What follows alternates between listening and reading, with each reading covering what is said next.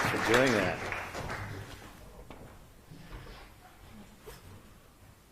For the folks that didn't make it in today. We've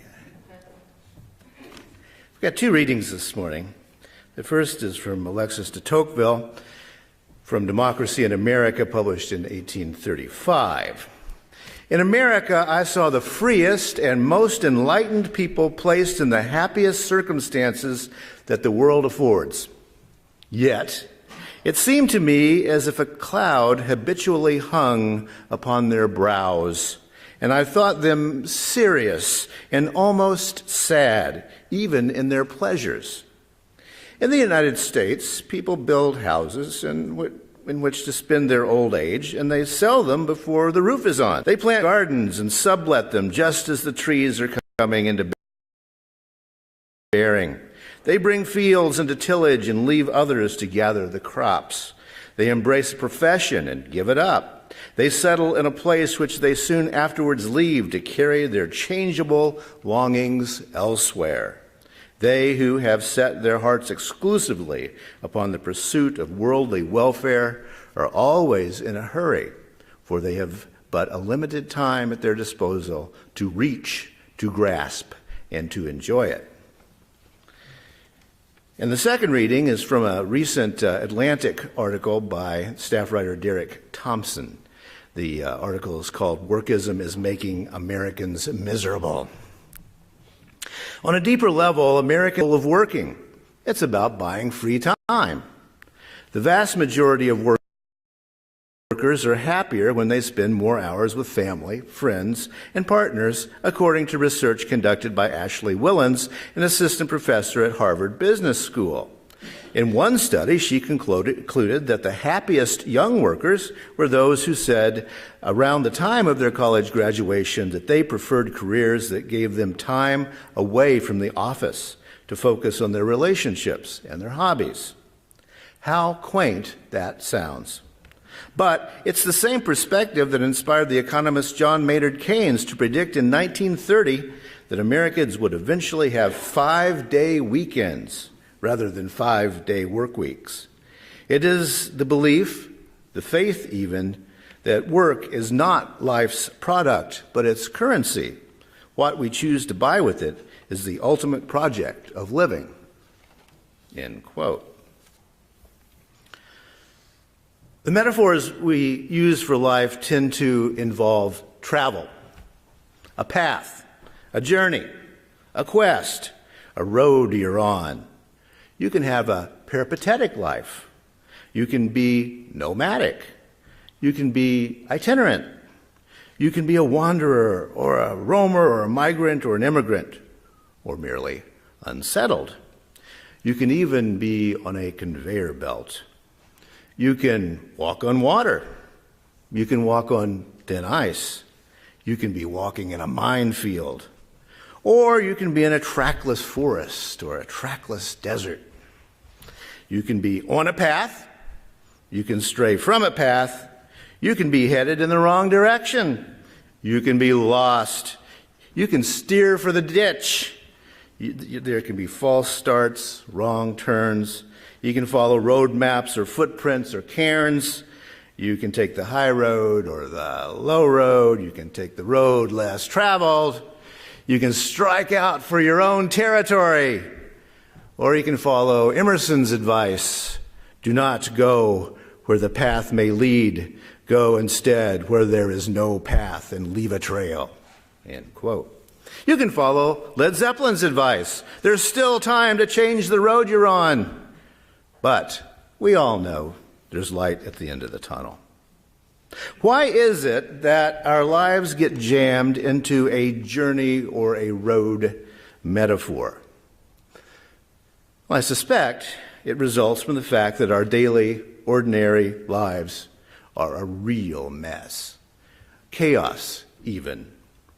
Faced as we are with each moment and every day asking, what next? It's comforting to think that there are ditches on both sides of the road, so at least you know that you've steered into the ditch. Because in real life, that sort of thing is not always obvious. After all, being on the wrong road or going in the wrong direction at least implies that there is a right road in a right direction, and that's comforting because life so often looks like that trackless desert. For me, anyway, when I look back on my life, I'm simply amazed that anything worked out and that I'm even here at all. Pilgrimage, journey. The centuries-long struggle of African Americans to get an even break in the United States has been transformed in the metaphor of the Hebrew escape from Egypt and journey to the Promised Land, which makes sense, even though it only took the Hebrew children 40 years to get there, and African Americans have been traveling for 500 years, and sometimes things are getting worse. The story of a journey makes all the chaos and the confusion somehow a little bit more comprehensible. Pilgrimage. The Puritan writer John Bunyan wrote a book he called Pilgrim's Progress in 1678. He began the book with these words, "As I walk through the wilderness of this world." In the 1300s, Italian poet Dante Alighieri started his trip to hell with these words, "Midway through the journey of our life, I found myself within a dark forest, for the straightforward pathway had been lost." Now, that's a midlife crisis, if you ever heard of one. Dante, please don't write a ponderous medieval poem. Get a car or something. But pilgrimage, it's a very human impulse to go to those sacred places that Kelly talked about. When my wife Teresa and I were in Paris, we took a pilgrimage to the graves of Simone de Beauvoir and Jean-Paul Sartre. Beauvoir was a pillar of feminist theory after the Second World War and instrumental in creating several liberation movements. So we had to go visit. Now, lots of people make that pilgrimage in Paris. The tradition is to leave your metro ticket stub on the graveside, and their graves are covered in metro stubs. And the message is clear. People travel a long way to visit their graves because those people gave them some direction in life. So our theme for the month of March is journey, the practice of pilgrimage, courageous growth, and patient change. And today I want to think more about the pilgrimage part. Last week I considered courageous growth, and I began by thinking that what growth as a person, what does that even mean, I asked. I talked about the Protestant Reformation that gave Western cultures the idea of individuality and authenticity. I talked about early manifestations of Protestant self-expression in groups like the Quakers, who actually quaked in those days, and the Ranters, the earliest European nudists on record. They were all being authentic.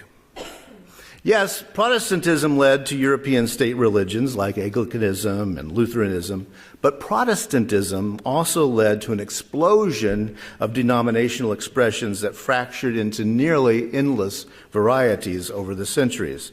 There's something over 200 Protestant denominations in the United States at the moment. The Shakers actually shook at one time and came to this country. The Methodists got their method on, and the Baptists took to baptizing. Then those fringe groups here in the U.S. and the vast American outback became ever more fringy and more separate into denominations. In that book, Democracy in America, Alexis de Tocqueville could already see another religion developing in the North American forests. Quote, "They who have set their hearts exclusively upon the pursuit of worldly welfare and are always in a hurry, for they have but a limited time at their disposal to reach, to grasp, and to enjoy it." No, these weren't atheists trying to live in the here and the now. They were Protestants who believed that frugality and hard work was next to godliness. Somehow, they missed that they were joining Madonna and being material girls. But as Madonna well knew, the boy with the cold, hard cash is always Mr. Right. Tocqueville presciently saw the reaching and the grasping and that would be the defining characteristic of the American psyche. Our religion became the religion of progress, both in cultural and in personal terms. Self-help, self-improvement, onward and upward. And as Derek Thompson put it in that article I was reading from, it is the belief, the faith even, that work is not life's product, but its currency. Sure, all that reaching and grasping and workaholism was messy, but in some ways it worked here in this hemisphere for a couple of centuries. For a while, everything in the U.S. looked shiny and new and possible. But now, as historian Joe Lepore points out in a recent book on American history, the religion of progress has become the religion of innovation. Now here's the difference in her mind. Progress implies a moral, ethical component. Things are getting better. John Bunyan did not title his book Pilgrim's Innovation, after all. The concept of innovation has no moral component, she argues. Innovation is only about disruption. It's about changing things. Good, bad, doesn't matter. It's only about changing things. If you will, progress is about throwing spaghetti against the wall and seeing if it sticks, but innovation is only about throwing spaghetti against the wall. It's doing something, anything. Turns out that what the sociologist Max Weber saw as a positive and named the Protestant work ethic also has a very dark side. Take that attitude of reaching and grasping and greed, remove any remnants of a commitment to a larger social welfare, and you have where we live today, an atomized society characterized by anomie, utterly ethically adrift, and plagued by individualism. I think I'm channeling the Pope all of a sudden, saying, thanks a lot, Protestantism. Here's a little reading.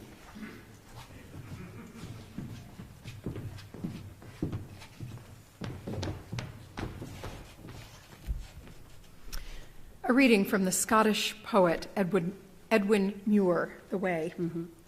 Friend, I have lost the way. The way leads on. Is there another way? The way is one. I must retrace the track. It's lost and gone. Back. I must travel back. None goes there. None. Then I'll make here my place. The road leads on. Stand still and set my face. The road leaps on. Stay here, forever stay. None stays here. None. I cannot find the way. The way leads on. Oh, the places I have passed. That journey's done. And what will come at last? The road leads on. Thank you. Jane took to calling her part the Yoda responses. Pseudo-wisdom, right? Just as I find it clarifying to figure out what a word has meant through time, I also like to trace the history of ideas. Why? Because what at first appears to be a solid gray wall appears upon closer inspection often to have little nooks and crannies and cracks and sometimes gaping holes in it. The concept of individuality, for instance, at first appears to be solid, obvious, and unquestionable. But after you realize that individualism wasn't even a concept back in 1300 when Dante was writing, and by 1700 it could mean quaking, shaking, ranting, and even nudism, and then you realize that the Chinese government today is dead set against Christianity in China exactly because they think it teaches individualism. When you think about those things, the concept appears a little bit more questionable. And then it becomes pretty clear that Yogi Berra's old saying, the future ain't what it used to be, is a very Zen way to look at it. Now, last week I shared some of my life's journey. I talked about my decision to vamoose off the farm and seek my fortune as a poet. Well, I, for one, at age 18, was not prepared to think those kinds of things through in any kind of serious way. About all I had was the messaging that hard work and getting by is all that I could expect in life. As one of my grandfathers used to say, all we poor folk get out of life is what we manage to eat. Anyway, the words fortune and poet are not often linked, unfortunately, and when you're born poor, you're already in debt when you draw your first breath. My parents didn't have health insurance, of course, so when I was born, the hospital wouldn't release my mom and me until the bill got paid. So my dad had to drive down to my grandfather's farm to borrow the money to get me and Mom out of the hospital. Now, farmers never have cash. That's rule for farmers number one, right? So my grandfather had to sell a fatted calf to get the money. So I can say that when I was born, they killed the fatted calf. Though that wasn't for the usual reason, but you see how easy it is to be biblical on a farm, right? Still, I was born under considerably better economic conditions than my father was. When my father was born prematurely, the country doctor came out to the house, and my grandfather promised him a chicken for the delivery. Well, my grandfather didn't actually have a chicken at the time, and he didn't have any prospects for acquiring one either, and so that doctor never got paid. With my own kids, again, I didn't have any insurance, but I had a credit card. And I'm probably still paying the interest today, 30 years later. When you're born poor, you're in debt when you take your first breath, generally, which makes life's journey kind of twisty and turny. As I mentioned last week, I wanted to go to college, but nobody in my family had ever been to college before. There was a vague rumor about a distant cousin who had tried to go to college, but as soon as he got there, he drank himself to death. And that was the sort of don't get above your raisin cautionary tale that I was hearing when I was young. It was presumptuous to think about doing stuff like that.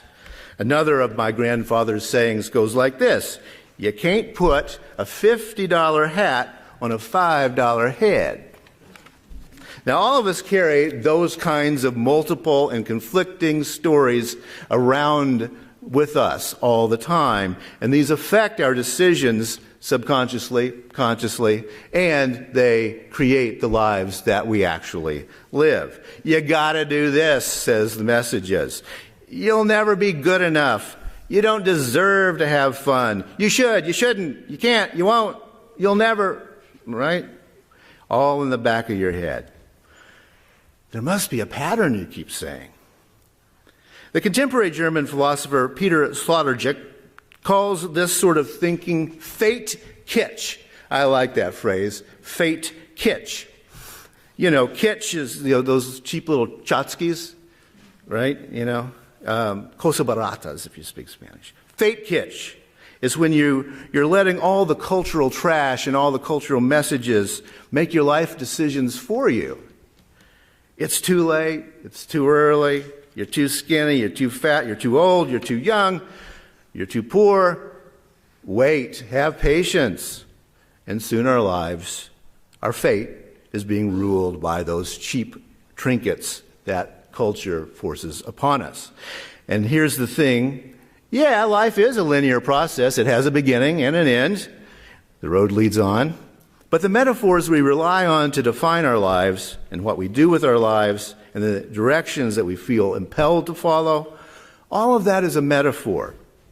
And, as Led Zeppelin didn't say, there's still time to change the metaphor you're on. We can rewrite the stories that we tell ourselves, the narratives, and by so doing, we can change that road. Seriously, everyone here can tell a story from the point of view of poor, pitiful me. I'm sure everyone has one. And everyone here can tell a story of victory and overcoming right?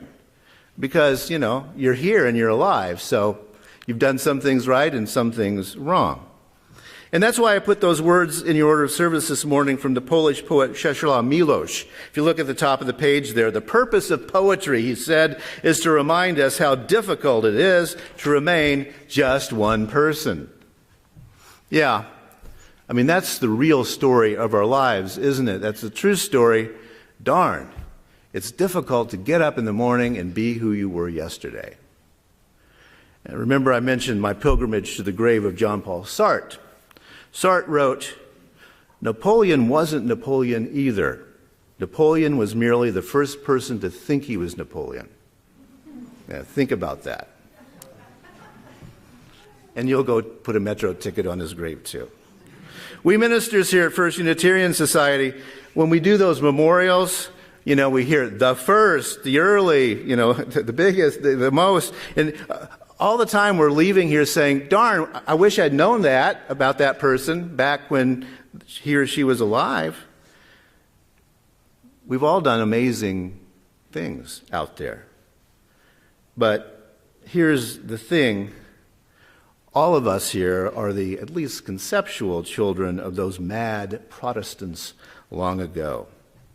There's, as simple and as complex as it gets, the road does lead on. It's going somewhere. You got to go. And most of the time, it's good to be the same person you were yesterday.